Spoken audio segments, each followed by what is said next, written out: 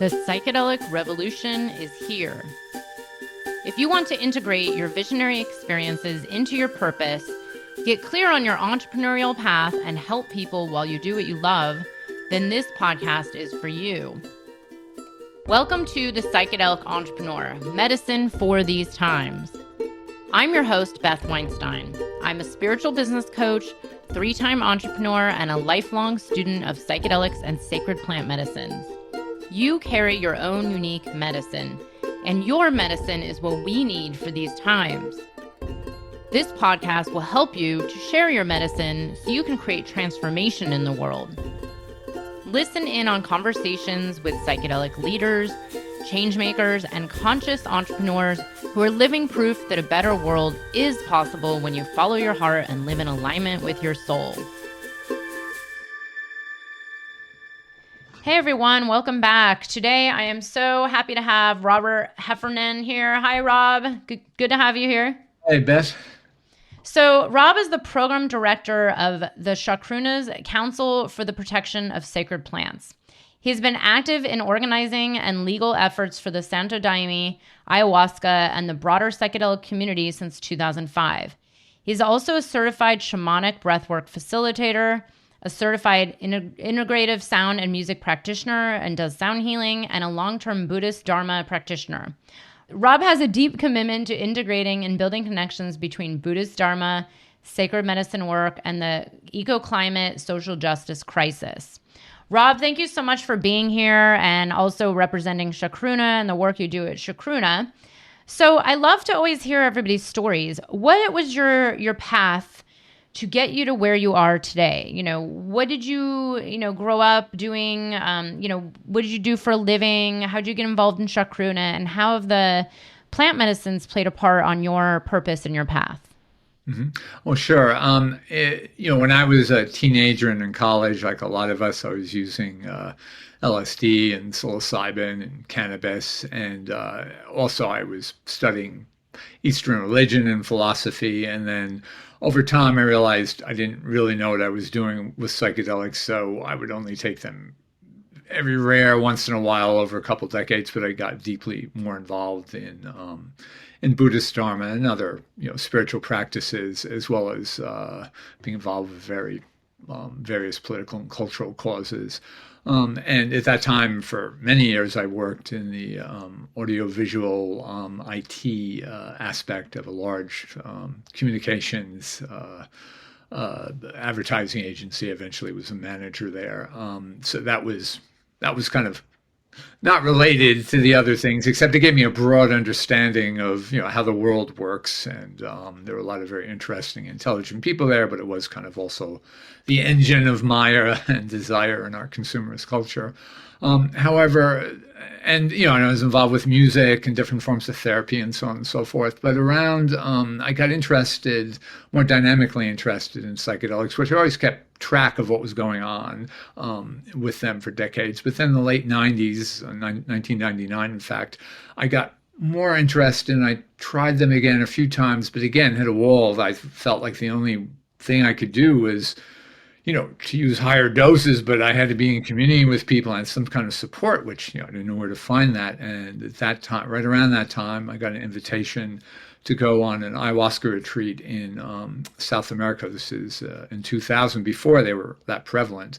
And so I did, and that opened my eyes to a whole new world and a whole new network of people, and I started getting involved with that. I quickly discovered the Santo Daime too, and got involved with them.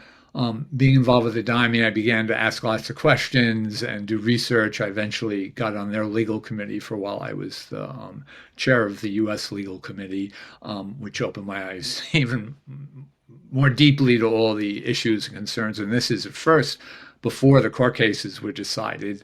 And so there was a lot more concern and stress on us all at that time. And then, there's a lot of stories I can go to. Eventually, then for a while, I stopped being an official member of the Daime, although I still went to ceremonies, and I was also still involved with the vegetalismo tradition. circumstances conspired to get me back into helping to organize again. And then me and Bia, who I'd known for a number of years, became closer, and she wanted me to work with her when she was part of the ayahuasca defense fund, which I did. And then she started Chacruna, and she asked me to come on board there. And I got more broadly involved with the broader sacred medicine community. And yeah, so there's a lot more things in there about breathwork and sound healing and music and politics. But yeah.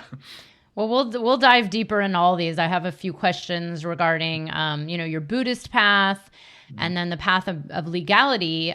This is a big one that's come up with so many people, my clients, listeners, just, around the U.S. especially, where, I think a lot of people would agree we're in this kind of mental health crisis, right? There's more of a desire, and as the mainstream media has been talking more and more about the benefits of psychedelics and sacred plant medicines and how these can help heal and how they help with depression and PTSD and anxiety and so on, there's definitely been a growing interest. But then there's also the reality of it's still illegal. The legal experiences are very limited, and they're also very inaccessible to a lot of people. They're very expensive. They're not found everywhere. So there is more of this desire to, work with medicines and get the help from sacred plants and other psychedelics that are totally illegal, right? Mm-hmm. So let's dive into this. Coming from this tradition, the Daime Church, as far as I know, for the most part, is protected under the U.S. Religious Freedom Act. Well, let's talk about this. Only 5 churches have the actual exemption, although because the Daime is a movement, it's not just one organization. However, the government is not. They're actually not pursuing or prosecuting anyone for ayahuasca or even for most sacred plant medicines, and they certainly, if they were going to, they wouldn't start with any Daime church. So we're kind of protected under that umbrella. But yeah. Mm-hmm. Yeah, this is what I wanted to ask about. See, because there's a lot of this kind of gray area, and a lot of people, including me, as you can just see, we don't really know what's protected, what's not, what's okay. I've heard these rumors about a lot of confiscations the last couple of years, crackdowns on some churches, but then it's like, wait a second, but these are churches, or I used to go somewhere that made us sign up to join a church for just that night, and I never knew if we were really protected or not.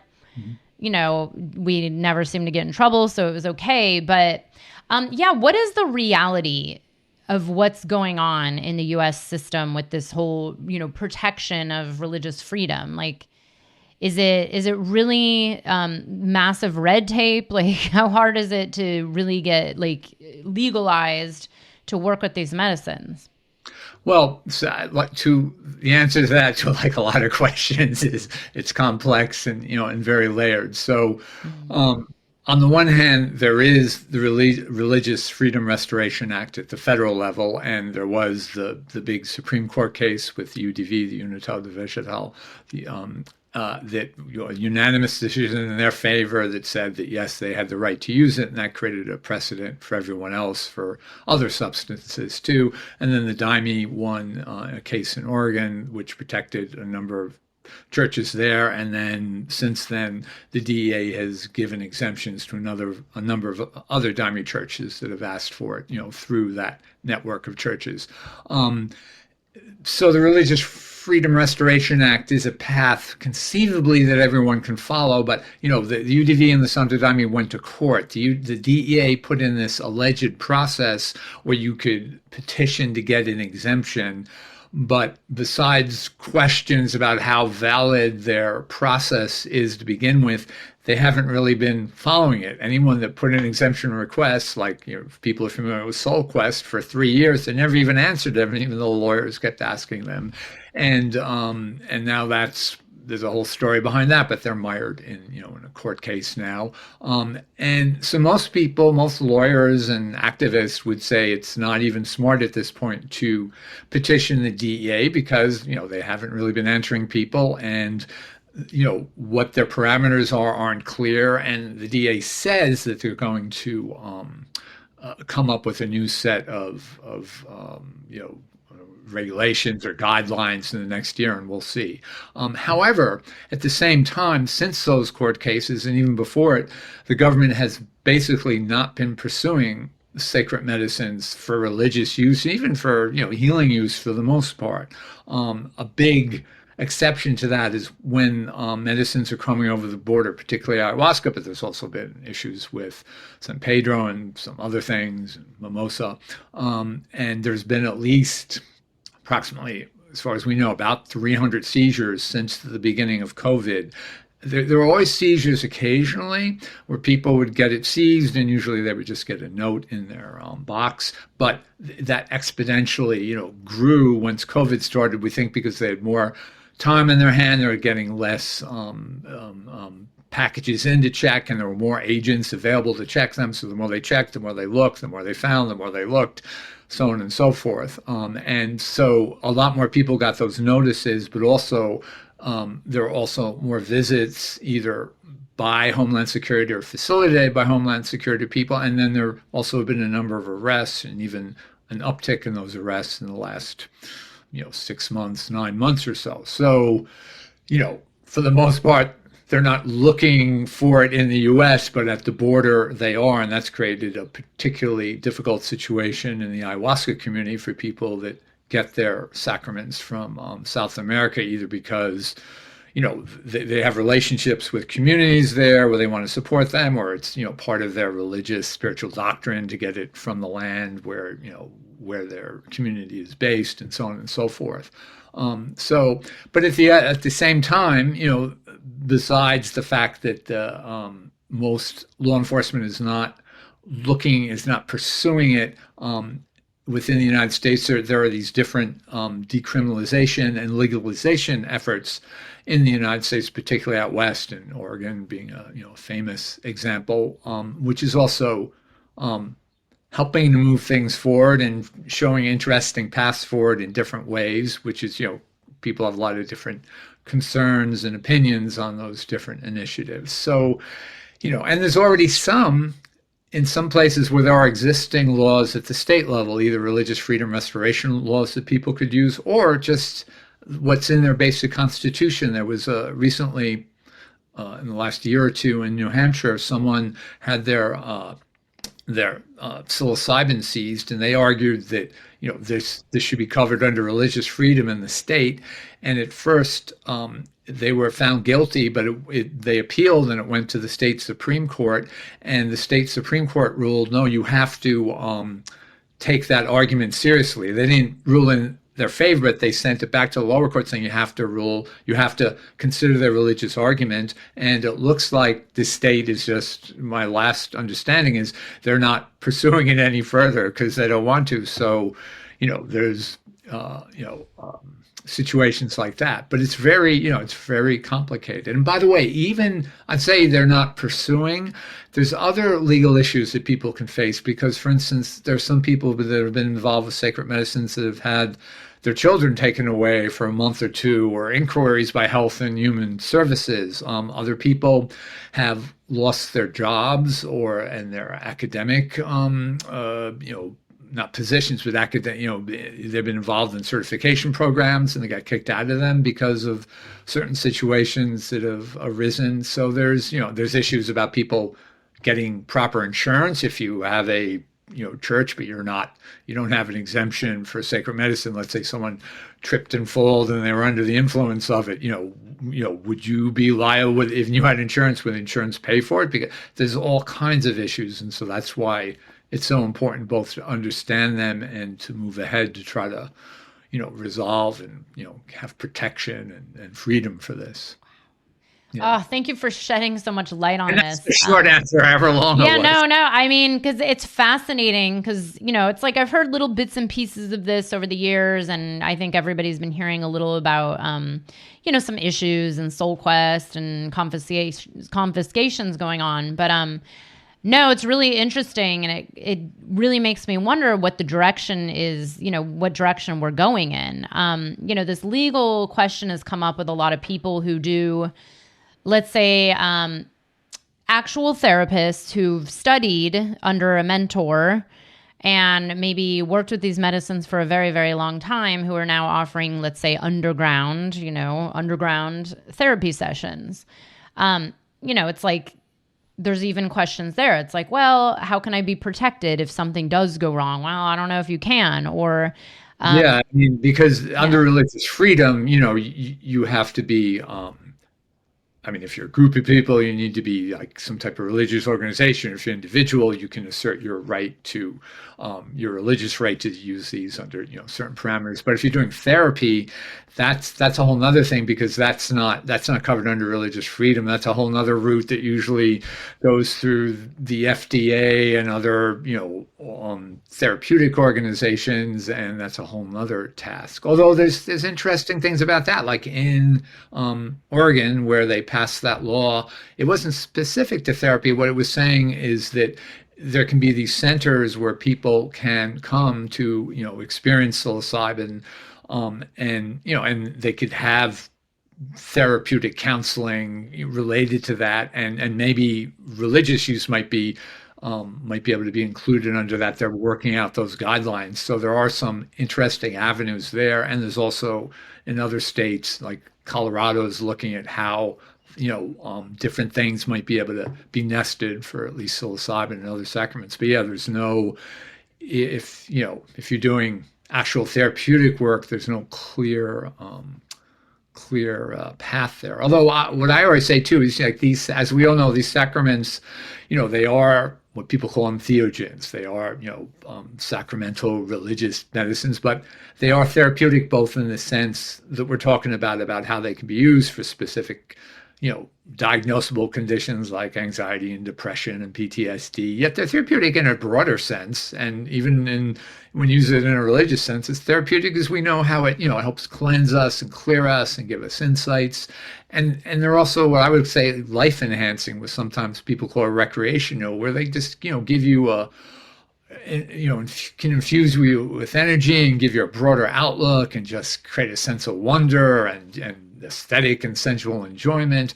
And that's also, besides being life enhancing, that's also therapeutic and can be spiritual. So, these definitions are fluid, and yet they have their specific meanings too. So again, it's another involved, complicated area. Yeah, and it's complicated because you did mention like the legal avenues of psychedelic therapy, and what I've seen, and I think a lot of people are witnessing this, is that the legal avenues are limited. The demand is very high. I would say that we have some level of a mental health crisis, and there's a lot of people who don't know where else to turn, and then they hear about these and they just want the therapy, or they want psychedelics, and then they don't even know where to access them, and then maybe they find someone who's a legal psychedelic assisted therapist and they're charging $1,000 a session or whatever it is. So there's an inequality in the accessibility. They could only legally be doing, at this point, ketamine. Yeah. Mm-hmm. Yeah. So then I'm wondering, as an insider who's been working with Chacruna and really involved in the legal aspects and the reciprocity initiatives, do you feel that we're going in a positive direction? I mean, in general, do you see that there's hope with the organ measure that passed, with some of this decriminalization, with organizations like Chacruna and some big people with money? There's a lot of people putting money into decriminalization efforts, but do you think this is going in a positive direction, or is it just so complex that it's, going to take a long time? What are your viewpoints on the direction this is all going? No, overall, I think it's basically positive. And we have to remember, this has been happening in world culture for, centuries and thousands of years, but even in our culture for at least 70 years. And when the open use and the research was shut down in the late 60s, early 70s, it kept happening anyway.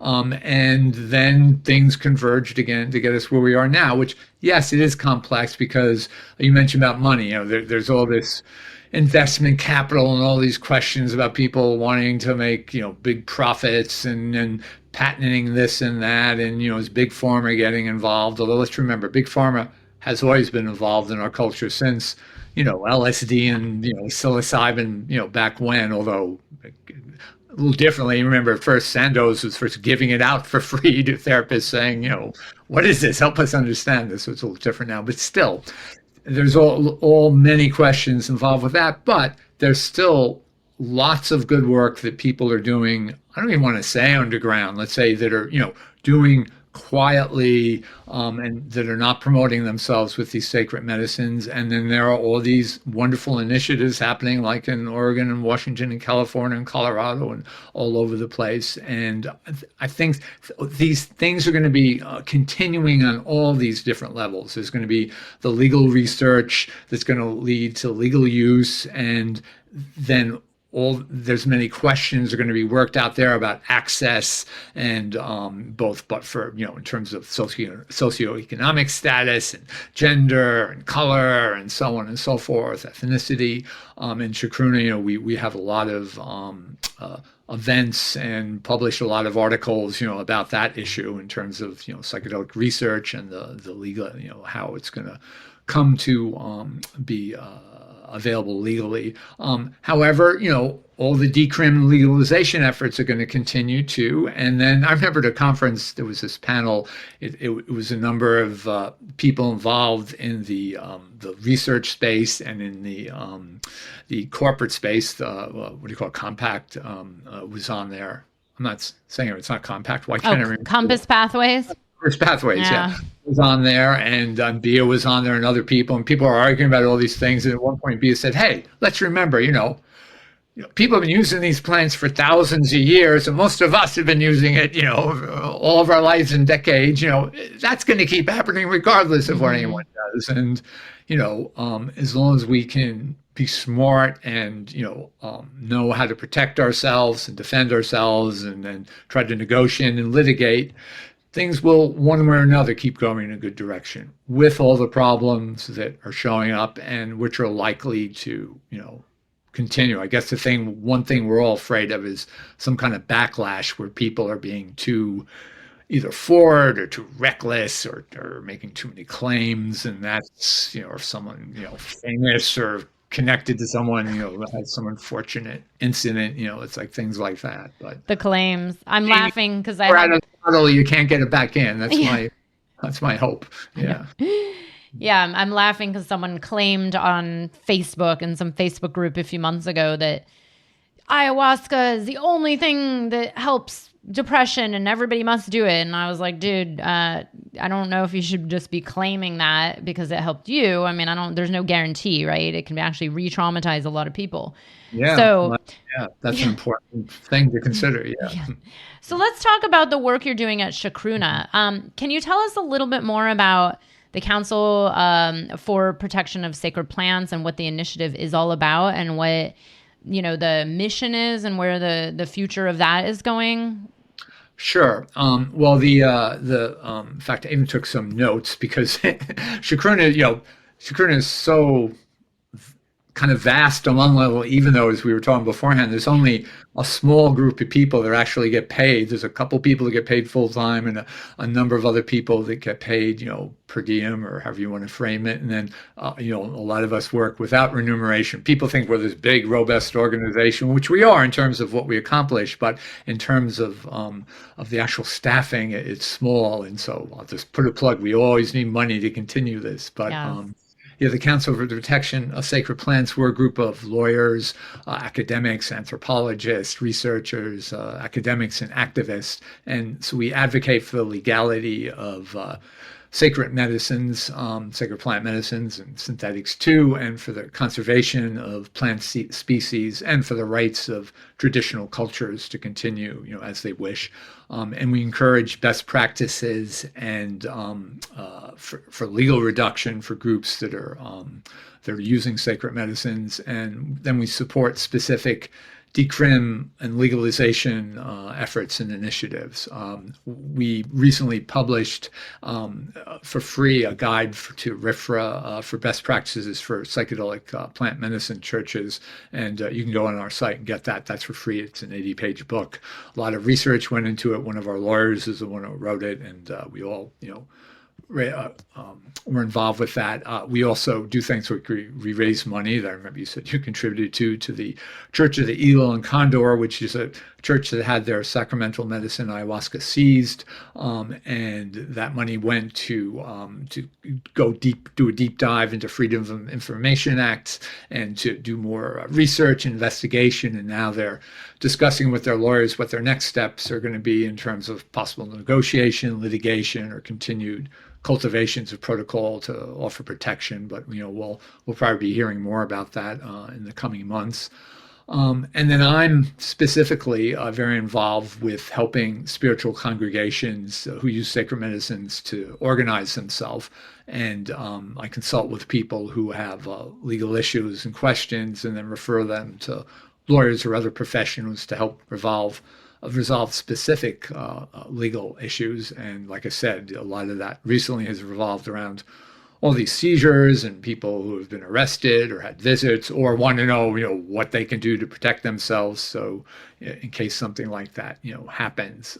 And a piece of that is myself and other people in Chacruna co-founded something called the Sacred Plants Alliance, which is a group of churches and spiritual congregations that support each other in engaging in best practices revolving around health and safety protocols, storage and security issues that would ensure compliance with the DEA's concerns about diversion, also articulating and documenting what people's practices and beliefs and histories and lineages are, looking at what ethical norms and protocols, including ways the participants can report ethical transgressions would be, and then also just having basic organization and financial integrity, including access and inclusion for people to be able to participate in these, and just basically supporting each other in spiritual fellowship and friendship.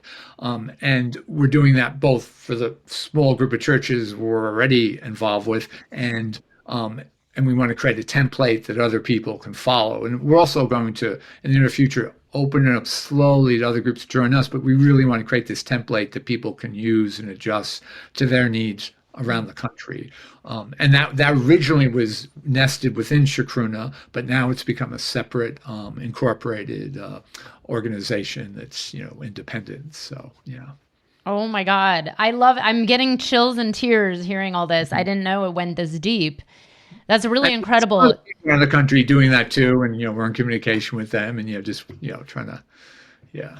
No, it's amazing. It's very important too, because there's people, I'm one of them, who have been practicing with this work for many years illegally in the U.S. And I have to say, the first few years I went, I would always kind of question, like, what if tonight is the night we get raided? It's like the worst case scenario, especially when you're actually in the medicine and, maybe you're starting to go in the darkness and you're like, oh my God, what's that sound? I personally was once in a space that, to be honest, was not really held in the most responsibly way. And this was a long time ago, where, it was done in the city, which I've never worked in the city ever again with any medicines.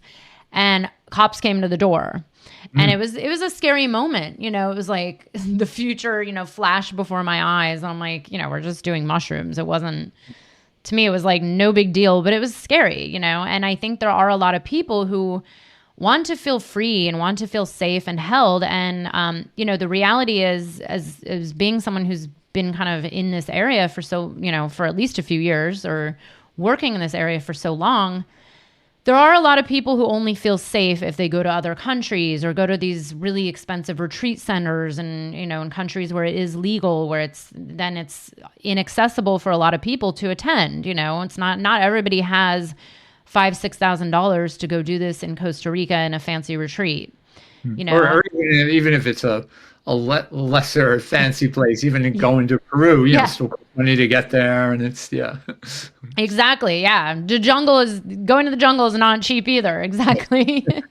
And it's also, it's like, how do we make this accessible to all kinds of people? Like my aunt and uncle, or my mom, who maybe wouldn't want to go sit outside in a maloca in the middle of the jungle with tarantulas next door, but then maybe would go somewhere down the street, like where it was close to her home, where she felt safe. So this work is really important. I'm so glad you're shedding a lot of light on what's really going on and the initiatives you guys have going. So I want to talk about one more thing that I've asked a few people about.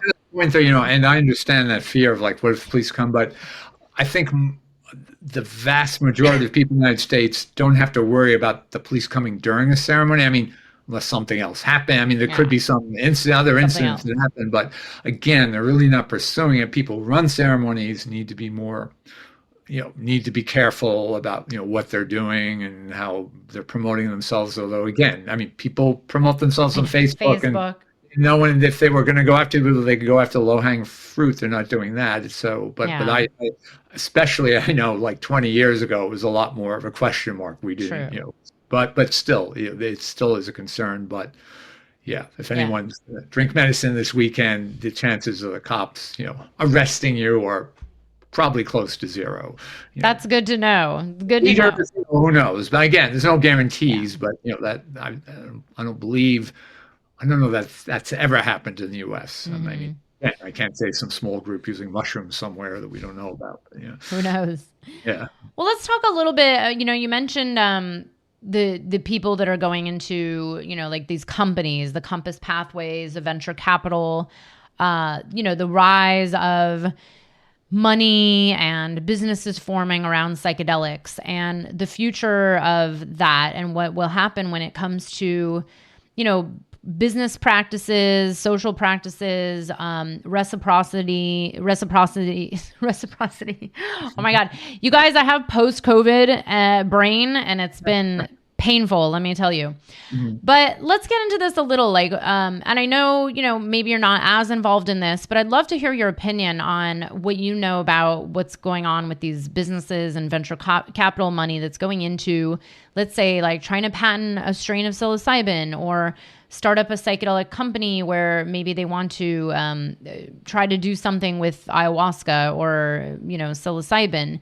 What are the views you have on the direction this is going? And, are these companies turning to organizations like Chacruna for help on, okay, how do we do this right? How do we do this well? Where, okay, yes, we're in this capitalistic society where, of course, there's now money going into this, but are they trying to do this with good intentions, with the reciprocity built into their business model? Do you know what's happening with that?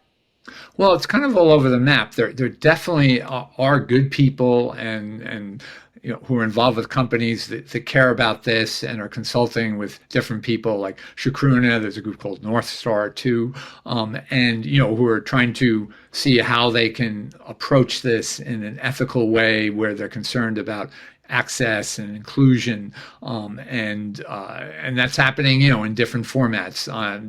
For instance, even MAPS. MAPS is, their vision with MDMA, the way that they would like to do therapy with it is they're creating this this company that'll be technically it'd be for profit, but it's written into their bylaws that all the money will go back into the company to keep fees down and to help people who can't afford it, and so that it can be as widespread as possible. And they're experimenting with this new model that way.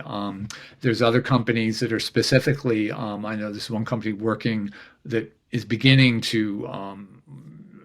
That wants to have the protocols to work with mescaline, and if they make profits, they're promising to put money towards to give it to Native Americans who are cultivating peyote, and they have someone on their board who is a Native American, so there's a number of different efforts like that. And there's other people who sign documents and initiatives. I'm not using the right word. Like the words aren't coming to me right now. Like the open research protocols, where they're going to share the information, and also they're not going to have these really strict patents. And like some there's a lot of controversy on the other end with people like Compact. Like I keep saying Compass. Yeah.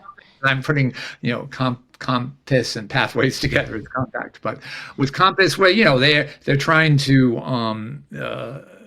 to patent the actual molecule because they made some manipulations in it, and people are arguing and even arguing, now I believe in court that wait a minute, that's not, appropriate. You're only making a tiny change. And also they put in their patent to try to patent the therapeutic situation, including like lighting and music and holding people's hands and things that are just normal, natural people have been doing for years.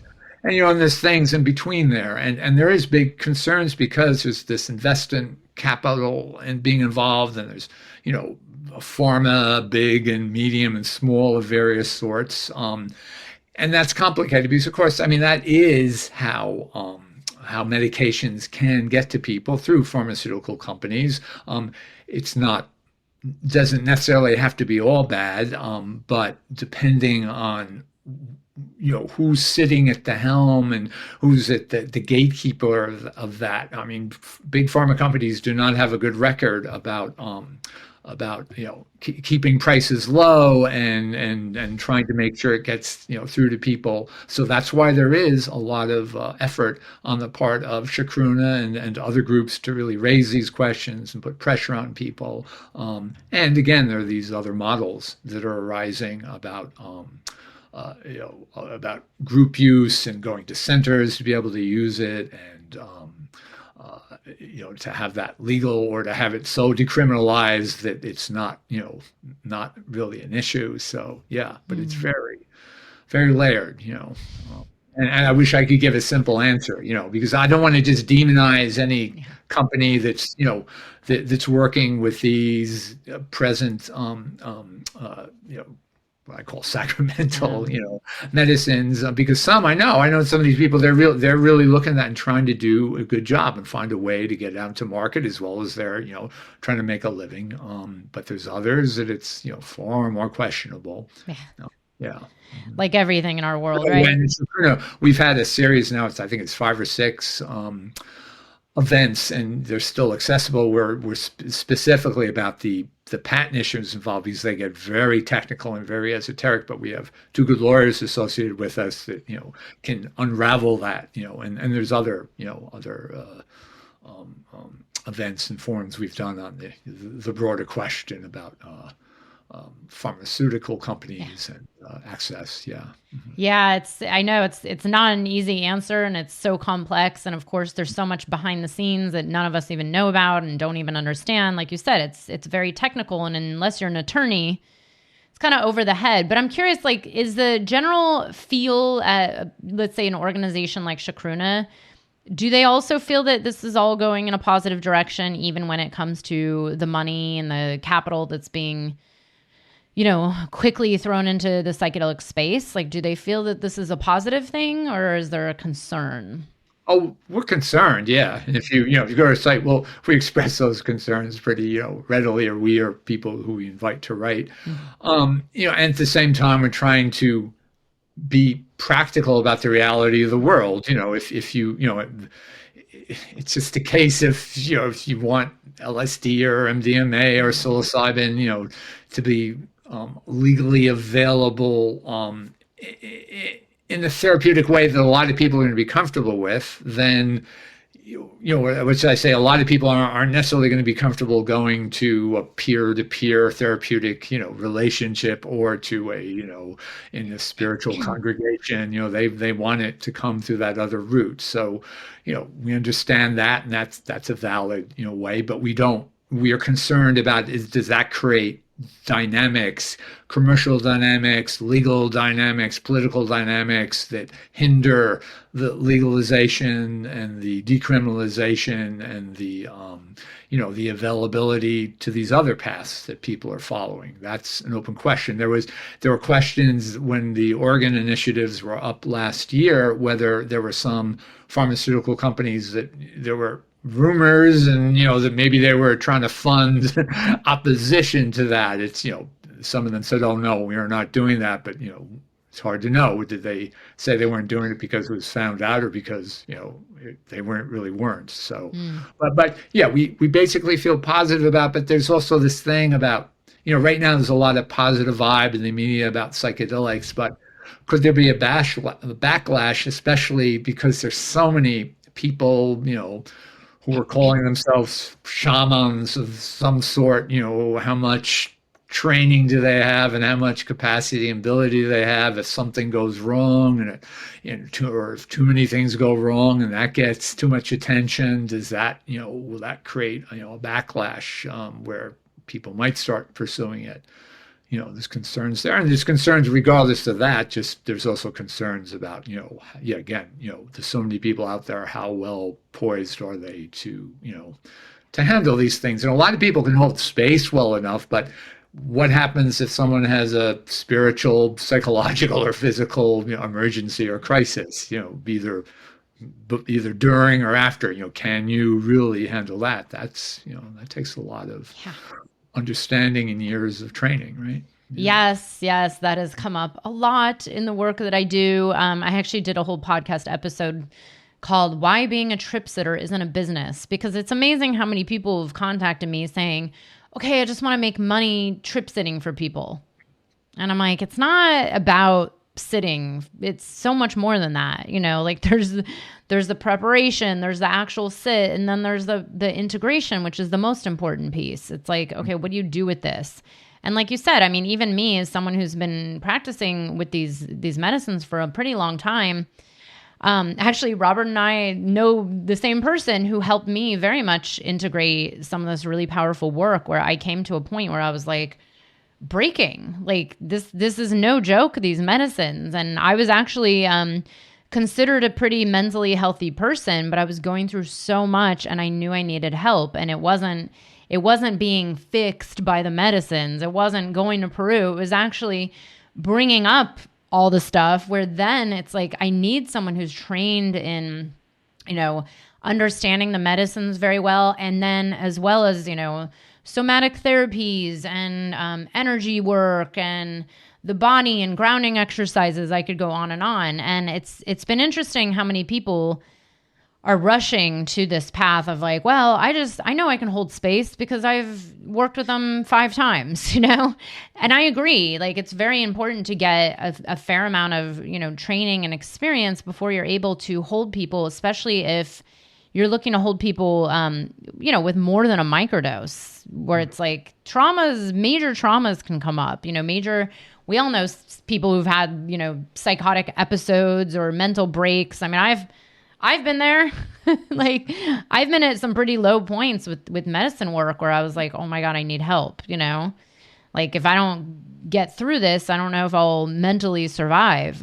So yeah, this has come up a lot, and thankfully a lot of people are speaking about this. I've been very vocal, pretty much everybody I interview, but this is the world we're entering into, where yes, there is kind of this reality where there's a demand, and the demand is kind of, it seems to be outrunning the supply of people or, even medicine. And that's a whole nother conversation about the conservation and the over harvestation of a lot of these medicines and the sustainability.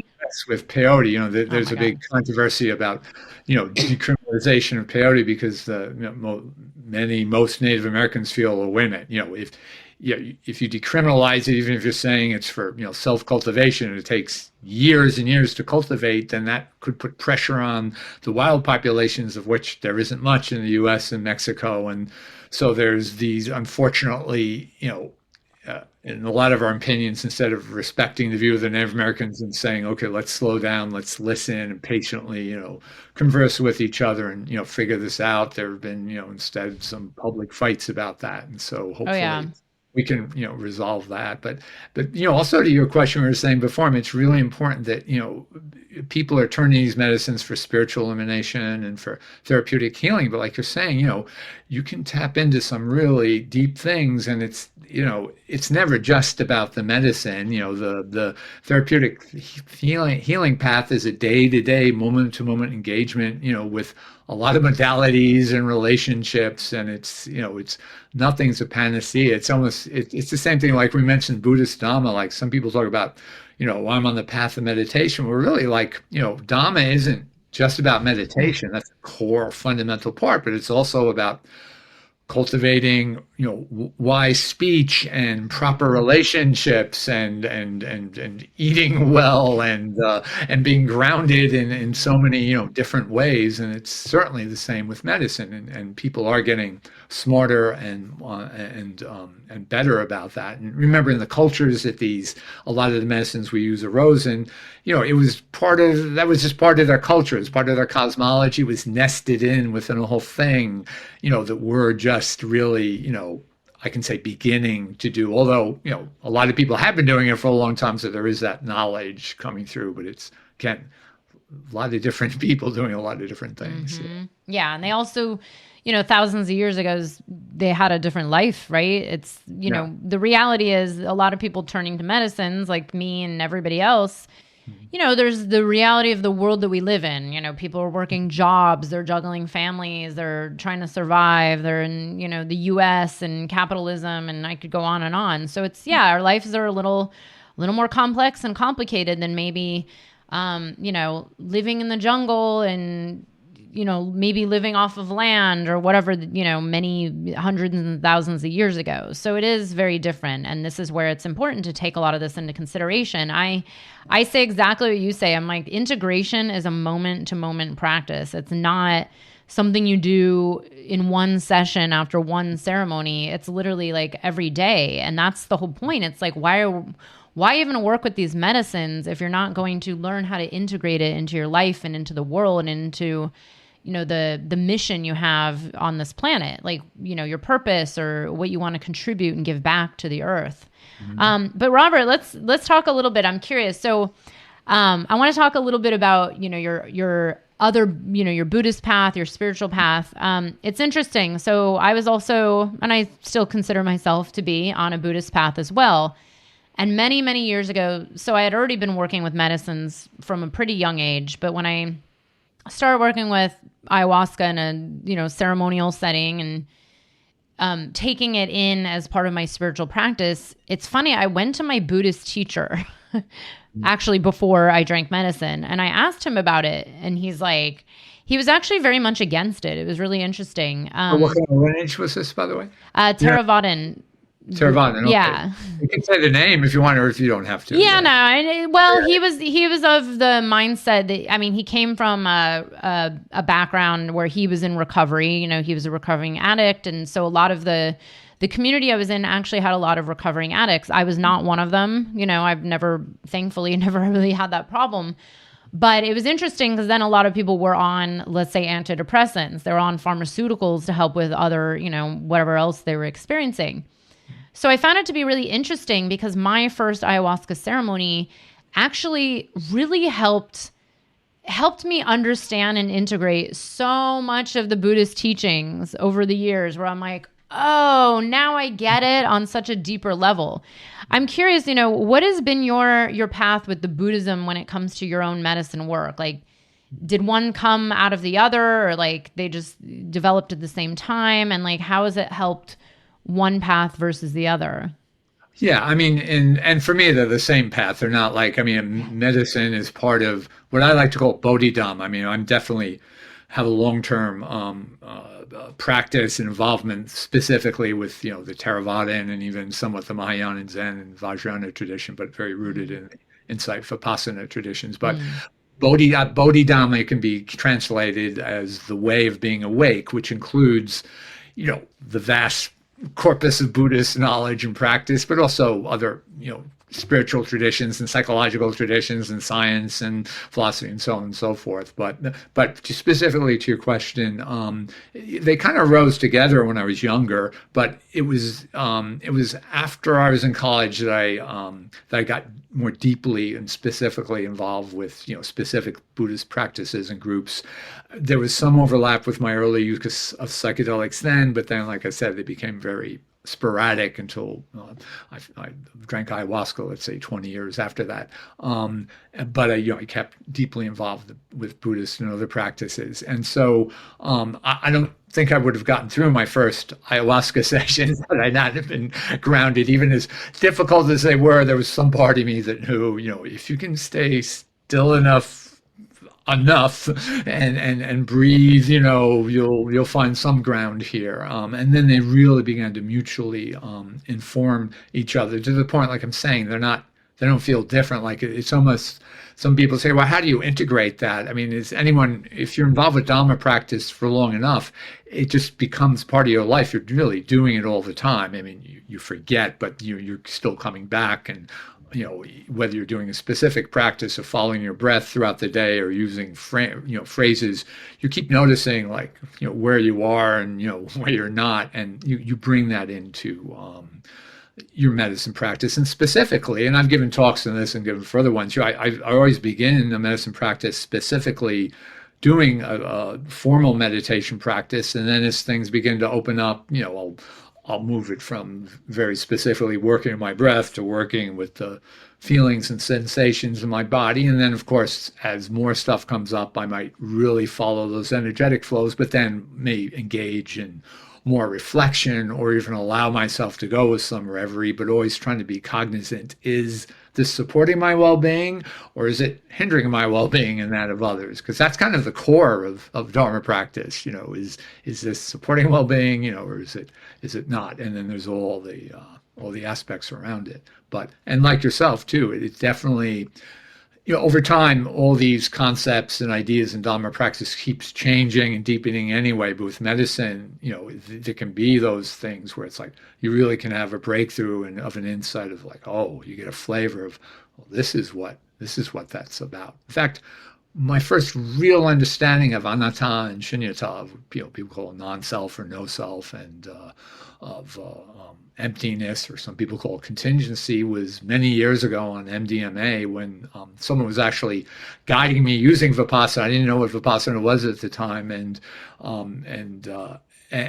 there was a point there where things really slowed down and opened up, and I got like, oh, this isn't just paradox. This is like this deep felt embodied understanding about interrelatedness in the fabric of being, and it was really made a difference. It's still a reference point. Just like on a long meditation retreat, you can have these experiences that become a reference point, that you come back to. But yeah, I mean, again, I've given talks for an hour or two on this, just scratching the surface of how these things, merge together. And again, it goes beyond the specifics of Buddhist practice, but it's very much involved with that. And just one other thing about that, everything at this point really is pan-Buddhist, no matter what lineage you're involved with. All the different Buddhist traditions are talking to each other very dynamically for the first time in history. And Buddhism has always changed as it's moved through cultures, but now in the 20th and 21st century, it got involved in this pan-Buddhist global environment. So yeah, it's very syncretic, and there's these new things coming in, and it's always a question what's authentic and inauthentic. And so of course the teacher, the first time I brought it up to Buddhist teachers I was studying with, it was a retreat at IMS, and one of them was very open to it. And he talked about how that helped get him on the path. And he also said, you speak to this person in a so-and-so in this Buddhist institution who's really interested in this, and actually met him soon after that by chance in an ayahuasca ceremony. But the other teacher was like, I don't know about this. He wasn't saying not to do it, but he was like, well, how is this helping you? How's this supporting your practice? And he got very specific. How's this helping your concentration and your mindfulness? How does this interact with the 7 factors of awakening? And what does this do with the Brahma Viharas? And those are good questions. And if you're saying you're integrating it, then you need to think about and contemplate and answer those questions. Yeah. Oh, incredible. I love this. Yeah, I feel the same way. I look back to my first ayahuasca experience, and it was to this day probably the most powerful experience I've had with it. And I look back and I'm like, wow, thank God I had a practice, because I don't know if I would have been able to process it. I mean, it took me about a year to really integrate that one first session. I mean, it was so... it took me to some realms that I just didn't think were humanly possible. And yeah, it was essentially like, oh, wow, this is the same thing that Buddha's talked about, thousands of years ago. It's just now I have this different understanding of it through the regular practice. It was like having the moment to moment practice. And it is, to me, it's been one of my best, integration tools. And to me, I personally say to people, like, if you don't have some kind of a daily practice, it doesn't matter what it is, there's no right or wrong, but then I don't really understand how psychedelics can really help people as much. If you don't have some other, like you do breath work or sound healing, or maybe it's chanting, meditation, anything, like something to calm the mind and get you grounded into your body. Because I'm like, how do people integrate this without this kind of practice? But I can't even understand, because I've never not had a practice. Yeah. Especially since there's this inclination both among people and among groups to give people this big, experience, and that can be good, but it also can be so overwhelming that people can't process it. Or there are people saying, well, I cleaned my hard drive, and like, okay, but I mean, I've only had to clean my hard drive on my computer like once or twice, usually, it's okay to like work with, it took me years to understand, okay, maybe I need to work with smaller doses for a long time to really negotiate this, to keep my cognizance, Exactly. And then just one other thing that crept in my mind, sometimes you hear people saying, oh, well, I see these ads on Facebook for these ayahuasca retreats, and it could be any other medicine too. People saying, well, you can get in, one night what takes yogis 10 years to understand. But that's just not true, because it's not like you can have this understanding and awakening. But if, the thing about day-to-day, moment-to-moment practice is it's not just a practice. It's not a state. It's just part of the fabric of your being, of how you're relating to the world. And the only way you can relate to the world is to relate to the world in an ongoing way. So, no one medicine experience, even a lot of them, isn't going to allow you to relate to the world in that way unless you're truly engaging it. And that could be, doing, if you're in a practice where you're doing ongoing dietas or praying to deity or whatever it is. I mean, I have my own, philosophical, metaphysical slant, but there's other ways people have done it. But it's not just drinking this or eating that or popping that in, and those sometimes there can be a therapeutic breakthrough in one thing. That has happened because forces have come together, to make that happen. But that's not necessarily the norm. Exactly. And I'm so glad you said that. I wish they wouldn't say that in these ads, but I get it, and I agree. And I do think what happens is people maybe seek the one experience, and then they're like, oh, well, wait, that didn't do it. And then there's a reality that hits where it's like, it's kind of like, that's what happened to me. It was like, after so many years, I'm like, you know what? I think I need to take this to a new level to really integrate this and get the deeper level experiences. And then that's when things really opened up. So I love it. And I'm so glad you were here to talk about it. Maybe I'll have to bring you on to just discuss Buddhism and sacred medicine together. That would be really awesome. Rob, it was so awesome having you here. I really appreciate you sharing this perspective. Just before we go, can you let people know where to find you, what you have coming up, what you want to share about your work, and then, Sure. First of all, please go to chacruna.net and see our offerings there. We have we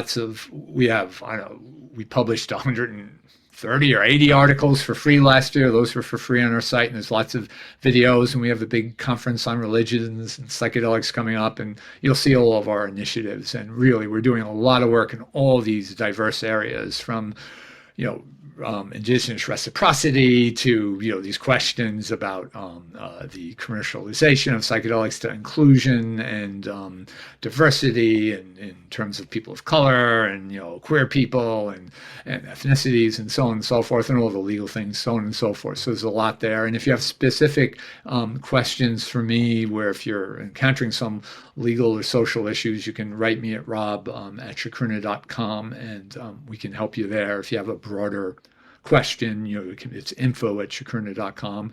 And then myself, I'm involved with all these different things. If you want to get on mailing lists that I'm on, about whether it's Dharma and psychedelics, or it's breath work or sound healing, or any number of other things, it's Robert J. Heffernan. So it's my name with a J in the middle. That's my Robert J. Heffernan at gmail.com. And if you forget, I'm sure you can contact Beth and she can tell you. Yes. Yeah, thank you, Beth. Thank you for all you do. And thank you for having me on and asking these really good questions. And I wish the answers to them weren't like, well, it's complex and we're just scratching the surface. But hey, that's times we live in. I know, right? Welcome to 2022. Yeah. Awesome. Well, we will have all these links and we will also put in the donation link. So if you can, please donate to support Chacruna. I give. Now I know the realities of what goes on behind the scenes. I'm going to give even more. So yes, and we'll have Robert's contact information. Thank you so much for being with us. I appreciate it. And stay tuned because Tuesday we'll have another episode here on the Psychedelic Entrepreneur. If I just say one last thing, I know people are watching this, just a prayer for the people of Ukraine and for the people of Russia under that terrible regime, and for all the social justice that needs to happen in our country and all around the world. So yeah, many prayers. Yeah. Thank you. Thank you, Beth. I hope you enjoyed the episode. If you're feeling inspired, I'd appreciate it if you showed your love with a review. And check out my YouTube channel where you can find the video version of this podcast. You can also head to bethaweinstein.com to learn more about me and grab my free business growth trainings. Remember, you carry your own unique medicine, and your medicine is what we need for these times.